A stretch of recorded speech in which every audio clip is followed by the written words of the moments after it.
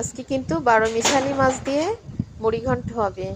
আসসালামু আলাইকুম সবাইকে, পবিত্র মাহে রমজানের শুভেচ্ছা। দেখতে দেখতে কিন্তু 12টা রোজা শেষ হয়ে গেল। ওর আব্বুদের ওইখানে 13টা রোজা চলতেছে আর আমাদের এইখানে 12টা। আজকে কিন্তু 5 মিশালি মাছ দিয়ে মুড়ি ঘন্ট করব। তবে এই মুড়ি ঘন্টটাও কিন্তু ভিন্ন ডাল দিয়ে করব, কারণ মুড়ি ঘন্ট হয় মুগ ডাল দিয়ে, আমি করব আজকে মসুরির ডাল দিয়ে। তবে এর ভিতরে কথা আছে। কথা কেন আছে?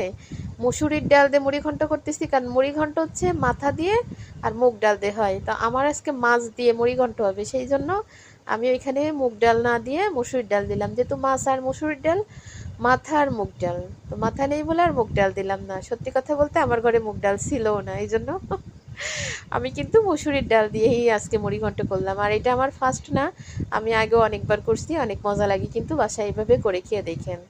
তো 12 মিশালি মাছ কেন বললাম?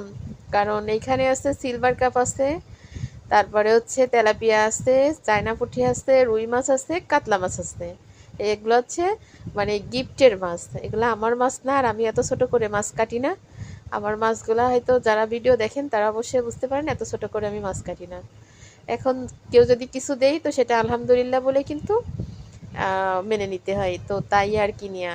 তো এই মাছগুলা কিন্তু আমি যদি এইভাবে না রান্না করে খাওয়া হয় তাহলে এই মাছগুলো আমার আর খাওয়া হবে না। কারণ এখানে 12 মিশালি মাছ আছে, আমারও পছন্দ না, আমার ছেলে মেয়েরাও কিন্তু অতটা পছন্দ করে না। পরে বোনরে বলতেছে কালকে, ও বলতেছে তাহলে এক কাজ কর, ডাল দিয়ে মুড়ি ঘন্ট করে রান্না কর, তাহলে খাওয়া হয়ে যাবে। তো ওর আইডিয়াতে কিন্তু আজকে মুড়ি ঘন্ট ঠিকই করলাম, কিন্তু মুগ ডাল না, মুসুরির ডাল দিয়ে করলাম, যেহেতু আমার ঘরে মুগ ডাল নেই। তো এখানে আদা, জিরা, গরম মশলা, শুকনো ঝাল, ধনে গুঁড়া, জিরে গুঁড়া সব কিছু সুন্দর মতো ব্লেন্ডার করে মশলা কষায়ে ডালটা দিয়ে মাছটা দিয়ে কিন্তু আর একটু কষানো পানি দিয়ে, যে আমার অলরেডি কষানো হয়ে গেছে, কিন্তু সুন্দর করে নাড়ায় চাড়ায় মিশাই কিন্তু ঝোলের পানি দিয়ে দেব। আসলে মহিলাদের কাছে পুরুষ যেমন বুদ্ধি খাটায় ইনকাম করে নিয়ে আসতে পারে, মহিলারাও কিন্তু বুদ্ধি খাটায় একটা দিয়ে একটা রান্না করতেও পারে। রান্নাটাও যেমন মহিলাদের হাতে, ইনকামটাও কিন্তু পুরুষের হাতে।